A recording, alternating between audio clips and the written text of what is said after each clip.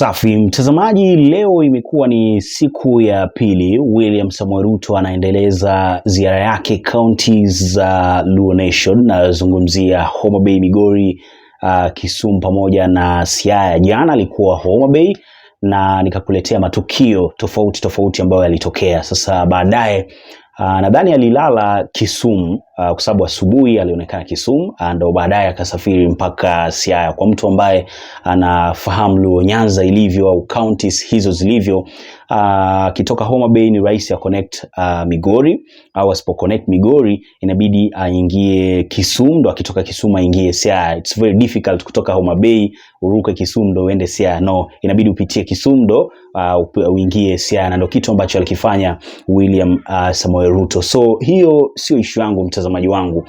Issue ambao nataka nizungumzie na nikuonyeshe pia kwa clip ni speech yake James Bob Agri Orengo leo hii county ya Siaya. Yeye ndo amekuwa mwenyeji, na naweza nikasema kwamba yeye ndo amekuwa ni boss wa county. Kwa mwisho siku yeye ndo alikuwa anamkaribisha kabisa William Samoei Ruto. Lakini pia hawa ni miongoni mwa wanasiasa ambao wana experience ya kutosha kabisa, kwa sababu wamekaa kwa game muda mrefu sana. Nazungumzia ya siasa. Nadhani Orengo atakuwa amekaa sana kwenye siasa kumshinda hata William Samoei Ruto, kushinda hata Rigathi Gachagua. So mwisho siku nadhani hiyo imekuwa ni advantage moja ambao nimeona siku ya leo, na nimekuja kugundua heri hawa viongozi ambao kwa kweli wamekaa hapa kwa muda mrefu, kwa sababu kuna vitu vingine ambavyo wanavijua. Alafu kitu kingine pia hawana uoga wa kuambiana ukweli. Kama leo kuna mambo ambayo ameyazungumza, nataka nikuonyeshe kwenye video hii. Kwa kweli najua yatamchoma Rigathi Gachagua, na kama haitamchoma Rigathi Gachagua basi itamchoma kabisa William Samoei Ruto. Amezungumzia issues muhimu sana. Cha kwanza amezungumzia issue ya hawa viongozi kushinda kutuimbia mwaka 2027 na mwaka 2022, kwa sababu hivi ni vitu ambavyo vimeonekana kuturudisha nyuma sana, kwamba nani ya kushinda, nani ya kupewa support na vitu kama hivyo. Na yeye amesema vizuri sana, in fact hajaogopa mtu yeyote. Anamwambia kwanza Ruto, bana, wacheni issue mwaka 2027. Yani tupo hata hatujafika hata katikati, unaelewa? Yani hata kwota hata hatujafika, and mshaanza kusema sijui tutafanya sijui nini mbele. No, for now let's focus on what we should focus on. Yani kwa sasa hivi tuzungumzie issues za wananchi, wataishi vipi, watapata kitu kipi kwa bei gani, unaona, na vitu kama hivyo. I think hivyo ndio vitu vya maana sasa hivi wanatakiwa kuzungumza, and nimeona bila uoga kabisa amewaambia sasa hivi sio issue ya kuona nani mbaya. No, yani hata kama inawezekana, na namnukuu kabisa, amesema kama inawezekana mtafuteni Raila Odinga kwa ajili ya kusonga wote mbele pamoja. Sio issue ya handshake na nini. Hapana.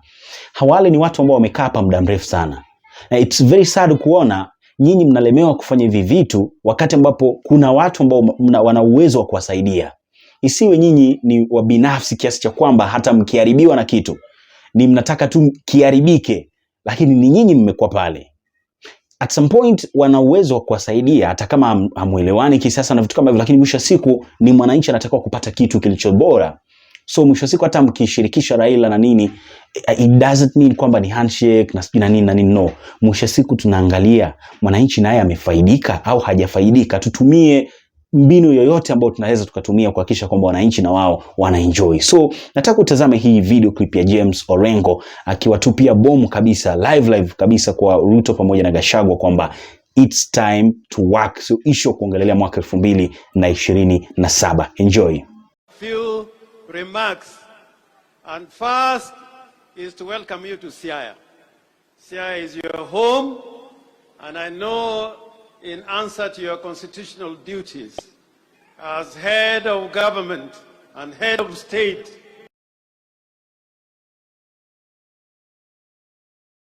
profusely for appointing Elido Walo as a cabinet secretary. I know him. I can vouch for him as a worker, as a scholar, as a writer, and as a thinker, and as a strategist. And I know Asembo and Siaya are better with Owalo in the cabinet of William Samoei Ruto. And I hope in the fullness of time, you are going to be able to appoint other people from this region to escort Walo. You know, Deputy President was parading some people from this region, but like Oliver Twist, we still want some more. And we know we are going to get some more. But Walo, I can assure you, as you serve in the national government, because the standard has been set that the national government and the county government should work together seamlessly for the benefit of the citizens of Kenya. I know that today we are coming not because the head of state is in an official visit to Siaya. This visit was primarily to celebrate the appointment of Eliud Owalo. So I asked the president this morning, earlier, that please come to Siaya again so that you can tour the whole of Siaya from one end to the other. Joturo uye no president kanodu wogo Siaya kai jadei moye. And the reason why I know that will help us today, just this morning, we put a little request to the president. We are trying to encourage people from this part of Kenya to be farmers. We want to be food secure. The county government has provided tractors, and we are going to provide subsidized fertilizer. But the president today told us that of the tractors that we have already acquired, he is going to facilitate us to get an additional 20 tractors to come and help the people of Siaya. Secondly, along the river Nzoia, we got two major projects. And basically, one is a water project, the Ukwala Sega Ogunja Water Project. He has challenged us as a county to do our part, and that project is going to be completed. In Lego, where people grow rice, like many other parts of the county, we had procured a mill, but we did not have sufficient funds. The president has said he is going to provide funds to enable us acquire a big mill for our farmers in Siaya County. And I know here in Asembo, the road known as Kamito, Kalandini, Kaelija should be tarmacked like yesterday. I had the benefit of flying with the president over this area, and I can assure, as a matter of duty, the president is going to ensure that that road is completed. And he said, all the roads that are stalled in Siaya County, just like in other parts of the Republic of Kenya, they are going to mobilize the contractors to come and make sure that those roads are done. In Luanda Kotieno, we have a project which was done by the government for fish processing.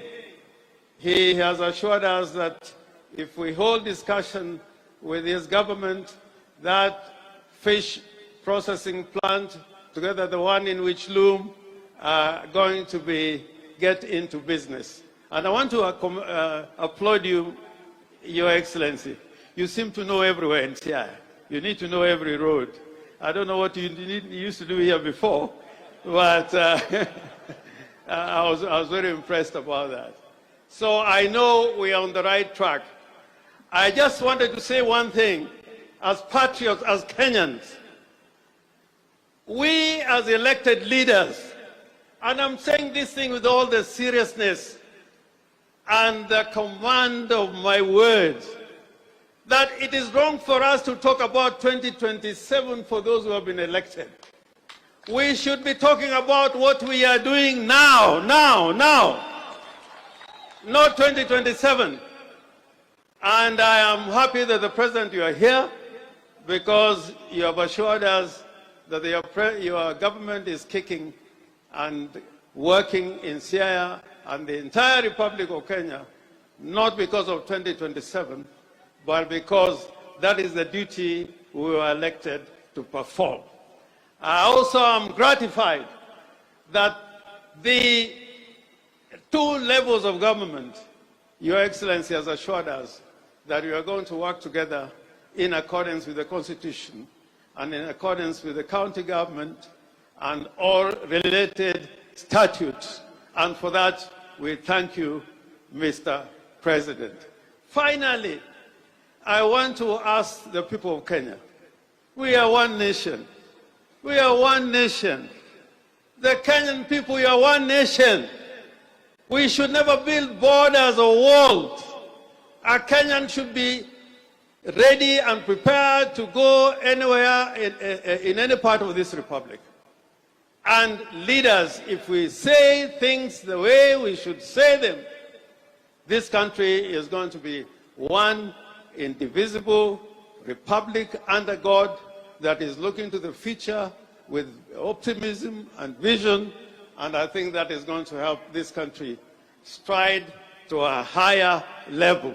Finally, Mr. President, I ask you in the spirit, not of the handshake, but in the spirit of togetherness, I urge you to sit together on the table of brotherhood with your brother Raila Amolo Odinga. Because the elections are over. The elections are over. I'm here with people I've worked with. I see Governor Mutua, Wacha, who is very eloquent, and we have been to many places with him. We have worked with Mudavadi, His Excellency. Even your Deputy President, I've worked with him. And I've worked with you, President Ruto. I know when you stand for something. Like when we were in Serena, defending Aguambo, I knew you as a big fighter. But for the good of Kenya, I urge you that we should come together on the table of brotherhood to move together as a nation so that we don't divide our people.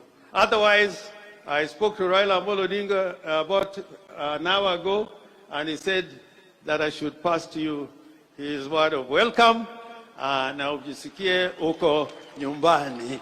Joturo uroko president kendo bono negiliwe tu. Jadi bono president oduog Siaya. Jadi moroko tingi ni ma president okelo no Siaya. Ero rukamano. Koro aluongo na mwalika ndugu wangu ambaye ni wakili shupavu, ambaye ni Speaker of the National Assembly, Moses Wetangula. I don't know what it is.